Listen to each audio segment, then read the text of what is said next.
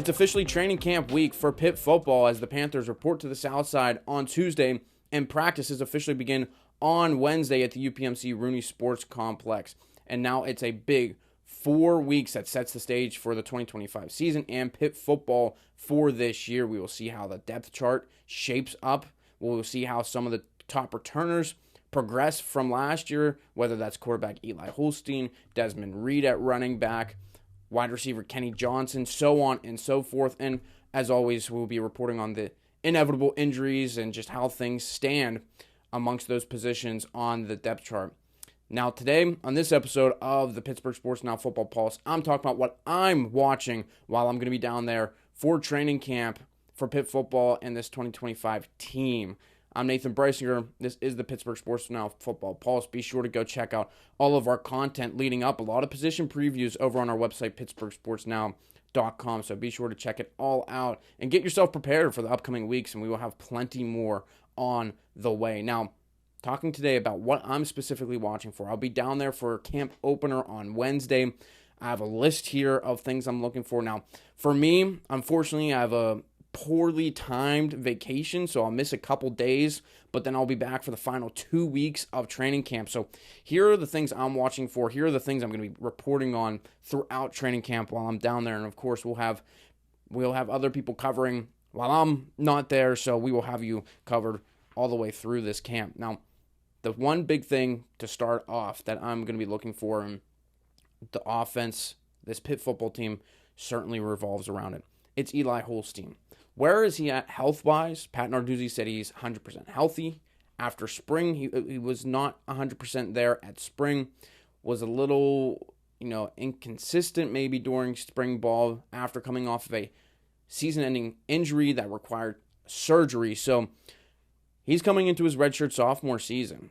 He's still on the younger side of things. He had a really solid start to his redshirt freshman campaign after transferring from Alabama, had 15 touchdowns to just 3 interceptions throughout those first 5 games, was ACC Rookie of the Week 5 times, had 4 300-plus passing yard performances. So I'm watching specifically how Eli Holstein is handling this offense right now. If we get any chance to see any live periods, which very rarely does Pat Narduzzi allow us to, but see how he progresses through those, see how he's handling the offense, handling pressure, because that was another thing that, from what I was told, in spring ball, he was trying to get out of the pocket a little bit quicker than maybe he needed to. So how does he sit in there, handle the pressure? How does he feel it from the backside? Obviously, he's going to have some new left tackles in front of him.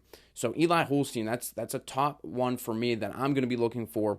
And as we're talking about Holstein, we're talking about this quarterback room, Got to talk about the 2 other options behind him. Cole Gonzalez comes in from Oklahoma by way of Western Carolina, pretty much. I mean, he only spent the spring at Oklahoma, but still, he's a guy that a Power 4 SEC team took a chance on. He was there just for those couple of months, but now he's back with Cade Bell.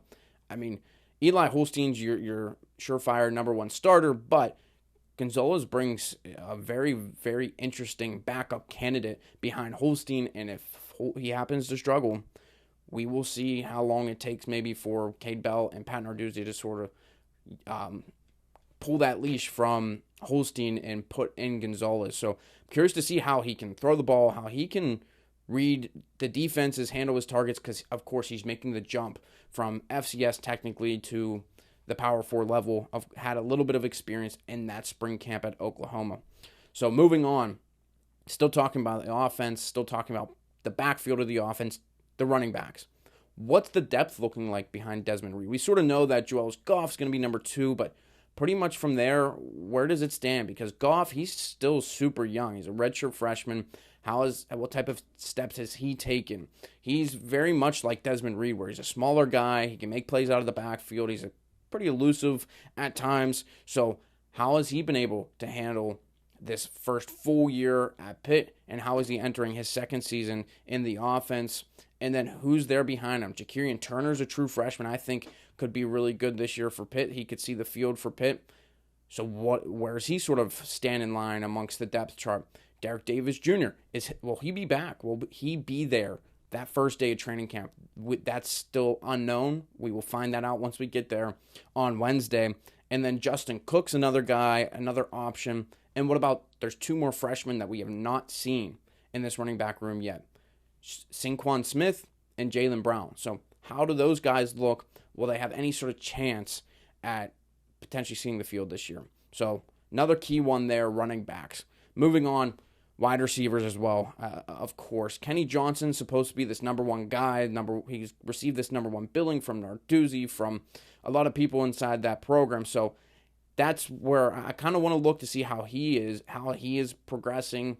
He talked a lot about his route running last year, how trying to improve that, because he's a good downfield catcher, contested catcher, getting up and making plays. But how is he going to get separation? How does his route running look? Now, beyond Kenny Johnson, Raphael Williams, I'm very curious to see how these transfer wide receivers that came in, these young wide receivers that came in, how have they grown throughout the offseason? How are they with the quarterbacks? How's the chemistry starting to pile up and starting to build between the quarterbacks and wide receivers? Talking about Florida State transfer Deuce Spann, talking about Louisville transfer Kateris Hicks, some of the freshmen that could maybe make an impact. Tony Kinsler, Bryce Yates, Cam Sapp, where do they stand?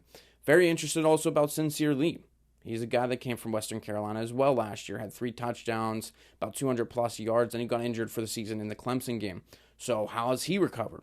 So this wide receiver room, again, I think they have a lot of pieces in there, but can they live up to that potential? There's going to be probably 6 or 7 guys that could be rotated in, but are they power 4 level guys still, or can they be if they're in the freshman case?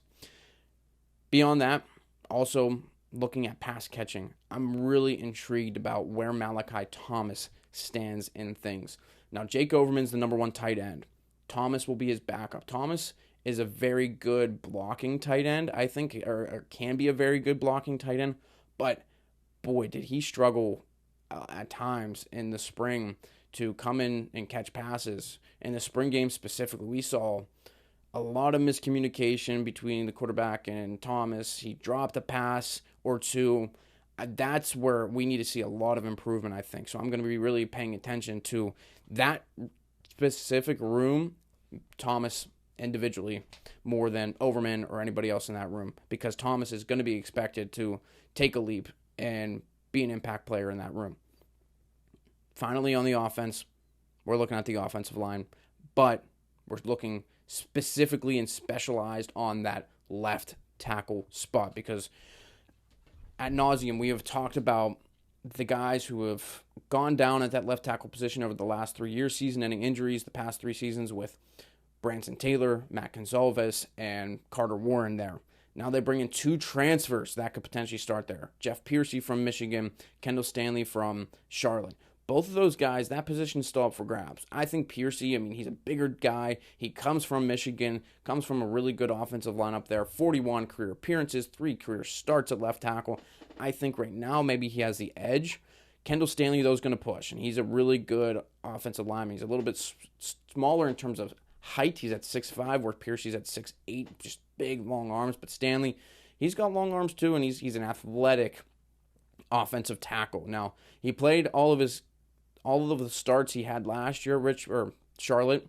He played all at right tackle. This year, he feels most comfortable at left tackle. He's moving back there and is at least going to contest for that starting job. Either way, Stanley, if he does not win the starting job, gives Pitt a pretty solid backup option at either tackle behind Bear or Piercy. So that's huge. I think that's one we are going to report on a ton in training camp throughout the next couple of weeks. Left tackle and how that develops there for that starting battle. Moving to the defensive side of the ball. Defensive ends in the same spot. Talk about a lot.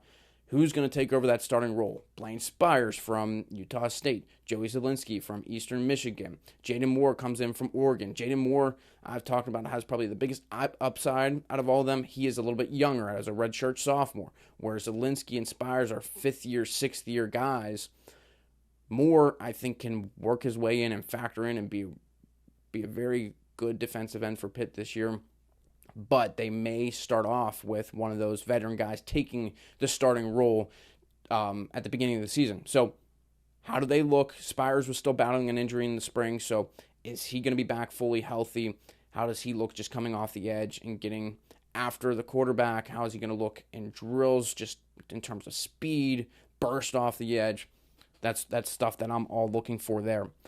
Continuing up the middle linebacker.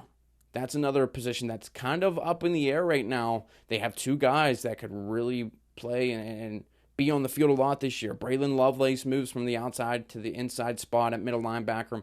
And Jeremiah Marcelin, a true sophomore, burnt his red shirt last year, is in there as well. Marcelin, a little bit bigger at 6'2", 235. Lovelace, similar height, just a little bit smaller in terms of overall weight, but Lovelace is very athletic. He was very productive as a 4th, 5th linebacker last year, and it's going to be hard to keep him off the field in general. I think Marcelin's more your prototypical middle linebacker where he's a little bit more stocky. He's got that build to him. I think he could be a really good run stopper. Either way, these two, I mean, where do they stand right now? We will see that starting Wednesday and moving forward, and I'm sure Narduzzi will talk about it. I'm sure if we talk to Ryan Manilak or Randy Bates, the defensive coordinator, they'll talk about that. They have two really good options there at middle linebacker. And lastly, could talk about the entire secondary, but specifically I'm looking at the safety spot and more so at Cruz Brookins. Brookins, I mean, he has just been talked about nonstop every single camp, and he had some big plays last year, 2 interceptions for Pitt as sort of that 3rd, 4th safety there in rotation behind McMillan, behind P.J. O'Brien, behind Javon McIntyre. Well, now it's McIntyre and Brookins. Brookins is the projected starter there going into camp. Can he take that and run with it? I mean, he continuously makes plays in camp. Well, he'll be pushed a little bit because behind him there's UC Davis transfer Kavir Baines-Marquez. He's a guy that he made plays in the spring as well. He's a smaller dude, though, so I'm interested to just see how he factors into everything, what type of plays he can make. He's a physical guy, and the staff and Bates specifically, they like Baines-Marquez. So how will he push things? Jesse Anderson's a younger guy. Josh Guerriere is a guy that could maybe come in and play as a freshman. He's kind of like that 5th guy. So I think the depth of the safety room specifically is a little bit in question. A little bit like the running back room where, okay, maybe you have your top 2 guys, but how are those guys behind them going to do?